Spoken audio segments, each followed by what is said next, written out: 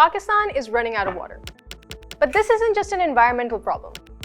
It's a political, institutional, and climate crisis. At the heart of it all is the Indus River, the country's lifeline. And unless we change how we manage it, we risk losing it all. Hi, I'm Sadia, and today we're breaking down Abdul Wahid Bhutto's article for Business and Finance Weekly. Pakistan's population has more than doubled since 1991. And guess what hasn't changed? The Indus Water Accord, the agreement that decides how the river's waters will be shared between provinces. Back then, Pakistan had 115 million people. Today, over 240 million. Yet, Punjab still gets 48% of the Indus water. Sindh gets 42%, and the rest, Balochistan and Khyber Pakhtunkhwa, are left with the scraps. One of the biggest victims of this imbalance is the Indus Delta. To survive, the delta needs at least 10 million acre-feet of freshwater flow every year. But upstream diversions, especially in Punjab, are choking it. Seawater is creeping in, fisheries are collapsing, ecosystems are dying, and groundwater?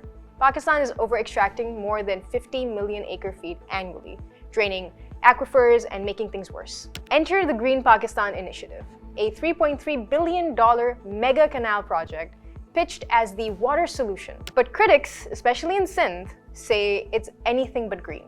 Why? Because it's a top-down, supply-driven plan that prioritizes concrete over climate.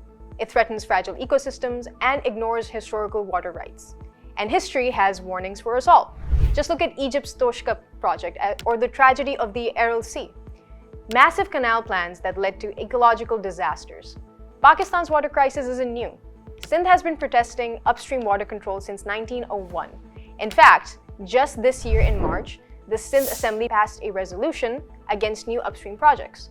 So why hasn't anything changed?